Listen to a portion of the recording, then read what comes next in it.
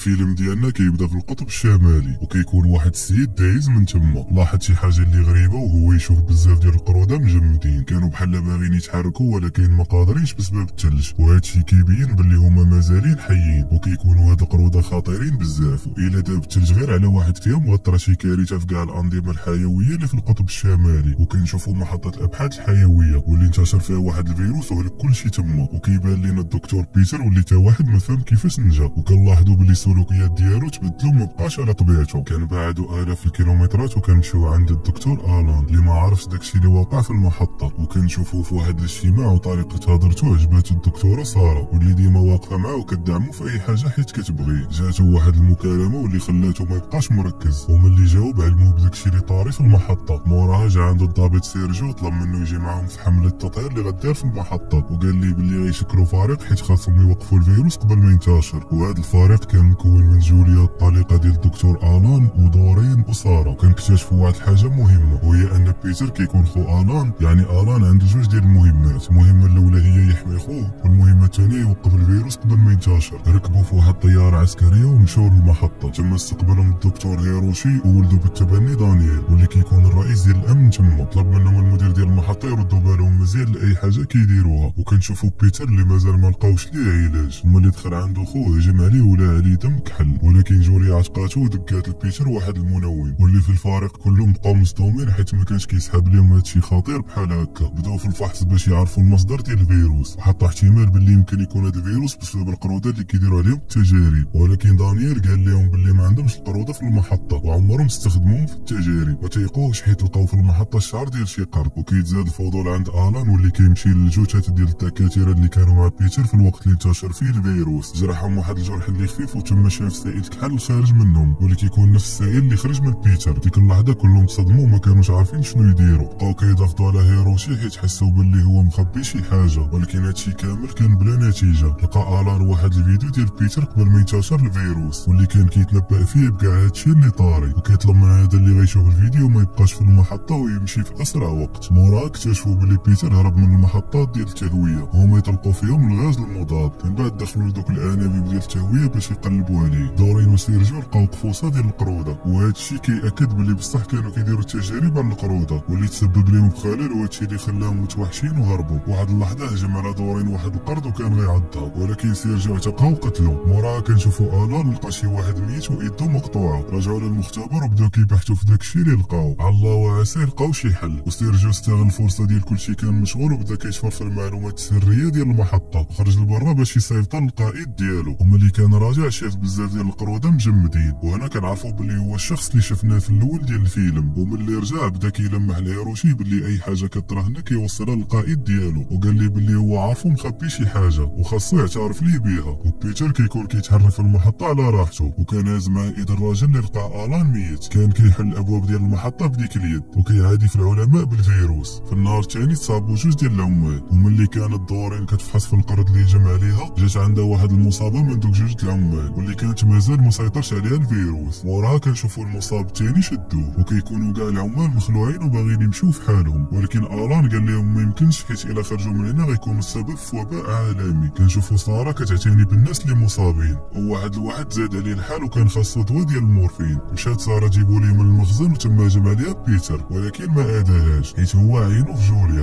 وفي الجهه الاخرى كنشوفوا جوليا بالذكاء ديالها فهمت ان هيروشي كان كيستخدم شي فيروسات اللي خطيره وقدرات تفضح داكشي اللي كان كيحاول يدير. وتما بدات كتحاول تفهم شنو وقع لبيتر. ودورين كتكون مازال جالسه مع المصابه واللي كتقول ليها باللي المحطه كانت خدامه على واحد المشروع اللي كيدير ادويه كتاثر على الجينات البشريه. بقات دورين كتسمع ليها حتى لواحد شويه وهي تبدا كتحول وهجمت عليها. يلا بغات عليها واحد السائل كحل، ولكن دورين قدرت تهرب منها. جوليا في الجهه الثانيه كتجرب اللقاحين اللي وصلت ليهم. جربت اللقاح الاول على جوج ديال الفيران وهما يموتوا. ملي جربت اللقاح الثاني هاد جوج ديال الفيران ما ماتوش ولكن ولاو بحال شي زومبي. تصدموا بزاف حيت في كاع هاد السنين اللي خدموا عمرهم شافوا شي حاجه بحال هادي. بقى الان كيكالمي في المصابين وقال لهم باللي ما غاديش يتخلى عليهم وغادي يوصل لشي علاج. وكنشوفوا واحد من العاملين اللي كيحاول يهرب باش يوصل للعالم التجارب الخطيره اللي كطرا في المحطه، ولكن سيرجيو وقفوه وما خلاش يمشي حيت القائد ديالو ما بغاش يخرجوا شي تسريبات. مشى الان عند هيروشي وكان معصب بزاف. تما قال لي اليوم ما غاديش نتفاك معاك حتى تقول لي شنو اللي وصل خويا لهاد الحاله. جاوبو هيروشي وقال لي باللي خوك هو اللي وافق ودخل في اللقاحات اللي حنا درناها، وهادشي كامل كان بخاطرو وما بزز عليه حتى واحد. بالليل كيبان هيروشي كيشوف البوم تصاور ديال جوليا، موراه حيد واحد العدسات من عينيه وكنكتشفوا باللي هو ماشي من البشر. كنمشيو عند جوليا اللي هجم عليها بيتر ملي كانت كدوش وحط فيها داك السائل الكحل. النهار الثاني لقاها الان طايحه في الدوش وهو يفيقها. ملي فاقت ما قالتش ليه على بيتر حيت كان كيسحب ليها، كانت غير كتحلم. العدد ديال المصابين زاد بزاف، هادشي اللي خلاهم يكثروا في الحراسه ويقلوا في المساحات باش بيتر ما يبقاش لاقي راحته. تعرضت جوليا لتغيرات جينيه وانا عرفات بلي داز ليها الفيروس، وبلي داكشي اللي كان كيسحب ليها حلمات بيه كان بصح، ولكن ما كانتش غير بوحدها، حيت حتى ساره ما قادراش تتحكم في ايدها. جوليا تاكدت بلي ماشي غير بوحدها اللي انتقلت لها العدوى، وكتكون دورين هي الامل الوحيد اللي باقي عندهم، واللي ما كانتش كتنعس من الابحاث اللي كدير على القرض اللي هجم عليها. وفي واحد اللحظه ما لقاتوش بحال شي واحد خداه وما بغاش توصل لشي حاجه. قال لها سيرجيو بلي هو غادي يجيب لها قرض اخر، دا معاه البلاصه اللي فيها القروده مجمدين، وقال لها بلي هو فايت ليه جا لهنا، وصيفط معلومات القضاء ديالو حيت هما شاكين بلي هيروشي كيصنع شي عدوى. وراه كنشوفوا ساره اللي نجحت انها تختار واحد الانابيب واللي تقدر بهم تفرق بين اللي مصاب واللي ما مصابش. جربته جوليا على راسها بالتخبيه ولقيت بلي هي ما مصاباش. الجهه الثانيه دورين كتحط خلايا الفيروس على الدم باش تعرف المستوى ديال النمو ديالو، وتصدمت ملي لقاتو كيكثر بالزربه. طلب منها سيرجيو ما تقول لحتى واحد على هاد التجربه، والان كيكون مازال كيضغط على هيروشي باش يعرف منه الحقيقه. قال لي هيروشي بلي لقى واحد الفيروس سميتو سيدرا، واعترف ليه بلي كان كيحاول يطور نبات الارز باش يولي شافي من كاع الامراض، وملي جربوا فشلت التجربه حيت كانت اكثر من 75% من المصابين بداو حاله طوارئ وطلبوا من كل شيء يدير الاختبار، واللي مصاب ينقلوه لبلاصه اخرى. طلبت جوليا من ساره دير الاختبار حيت كانت شاكه فيها من الاول. دارت ساره الاختبار وصدق ما عندها والو، واللي كانوا خايفين منه طرا حيت الثلث ديال الموظفين مرض، وواحد الوحده تحولات وهجمات عليهم، وبدات غادا قاصده جوليا ولكن الان عتقها. وكنشوفوا ساره اللي واخا ما فيهاش الفيروس مقلقه، وهادشي حيت لقات راسها مريضه بالسرطان، وديك المخدرات اللي كتاخذ باش تكالما هي اللي كتخليها كتقفقف وما كتحكمش في راسها. في الجهه الاخرى جوليا كتعاود تختبر راسها ولقات بلي هي ما فيها والو. تما اكتشفت بلي الانابيب كيعطيو نتيجه غالطه، وعرفت بلي كاع الناس اللي تعزلوا ما فيهم والو، اما اللي ما تعزلوش هما اللي مرض. مشات كتجري ودوات مع الان باش تعلموا بهادشي، ولكن الارسال خسر، وبدات كتحاول تطلع عندهم باش تحضرهم ولكن ما لقاتش كيفاش. اقترحوا عليها اللي معاها يسدوا الانابيب ديال التهويه ويضغطوا على هيروشي باش يطلقهم، ولكن هي ما بغاتش، وهادشي اللي خلاهم يحبسوها بوحدها. ومورا الانفجار اللي وقع البارح ما بقاش عندهم امل انهم يتعاتقوا، واللي كانوا مع جوليا نفذوا الخطه ديالهم وسدوا الفتحات ديال التهويه. اكتشف هيروشي هادشي ومشى يتفاوض معاهم حيت الا ما طلقوش ليهم الهواء غيموتوا في السا ديال السوايع. هبط عندهم وكنشوفوا جوليا هاربه وتابعها واحد المتحول، بقات هاربه حتى عاتقتها وحده سميتها جين واللي كتكون ما مريضاش بالفيروس. تلاقات ساره حتى هي مع واحد الوحده واللي قالت ليها بلي هي فيها الفيروس. ملي دارت لها الاختبار بدوك الانابيب خرج العكس، خرج بلي هي ما مريضاش. مشات ساره كتجري عند الان وقالت ليه بلي الانابيب فيهم شي مشكل والنتائج كاملين اللي خرجوا راه غالطين. مشى هو وتكلف بكل شيء، بقى كيعالج في بيتر حتى فاق شي شويه. سولو على شنو طرا ولكن ما كان عاقل على والو. ملي كان كيتفاوض هيروشي مع الناس بين الوجه الثاني ديالو بدا كيقتل فيهم، وراها طلق عليهم واحد الواحد اللي متحول. اكتشف الدورين بزاف ديال الاكتشافات وقالتهم لسيرجيو، وهو غفلها وقتلها حيت ما خاصش شي واحد من غيره يكون عارف هاد المعلومات. وراها لا عليها الفيران باش يبانوا هما اللي قتلوها، ومشى شاعل لها فيه في القروده اللي كانوا مجمدين برا. من بعد صيفط رساله للقائد ديالو باللي هو موجود للاخلاء. اكتشف الان داكشي اللي طرا لدورين وتصدم بزاف، ولكن هيروشي عاود شاف الكاميرات وعرف باللي سيرجيو هو اللي دار هادشي. سيرجيو دار بحال ما وقع والو، بدا كيلمح لالان باللي دانيال هو اللي قتلها. مشى الان عند دانيال وسولو على شكون اللي قتل دورين، وباش يعرفوا الحقيقه دخلوا البيت ديال سيرجيو. تما اكتشفوا كاع المخططات ديالو، اكتشفوا بلي هو السبب في كاع داكشي اللي طرا، وشافوا حتى البلاصه اللي حدد باش يدير فيها الاخلاء. مشى دانيال ديك البلاصه ولكن غفلوا سيرجيو وضربوه من اللور. قام ضاربين حتى طاح دانيال، ملي كان غيهرب جا موراه وهجم عليه. وفي الجهه الاخرى الار كان غيحيد الاجهزه لخوه، ولكن شاف اشارات باللي مخو كيكون خدام غير في الليل، وهادشي اللي خلاه ما يحيدش ليه الاجهزه. وسيرجيو شي واحد جا وعاتقو. اما جوليا بدات كتهروس وكتشوف شي بنت صغيره. ملي قربت عندها اكتشفت باللي غير هي فاش كانت صغيره، وتخيلت بيتر جا عندها وقال لها ركزي في الهضره اللي قال لك هيروشي. وكنشوفوها لقات واحد الباب سري. فاق سيرجيو لقى راسو في دار واحد البنت سميتها انانا. شنقت عليه وما بغاتش تطلقو حتى تعرف كلشي على المحطه. وكنشوفو دانيال كيعترف لهيروشي باللي تخلص من سيرجيو، وهادشي اللي خلى هيروشي يتعصب وطلب منه يخرج يقلب عليه ويجيبو حيت خايف من الجيش اللي يتدخل. اكتشف الان وساره باللي الفيروس ما كينتشرش في درجه حراره منخفضه.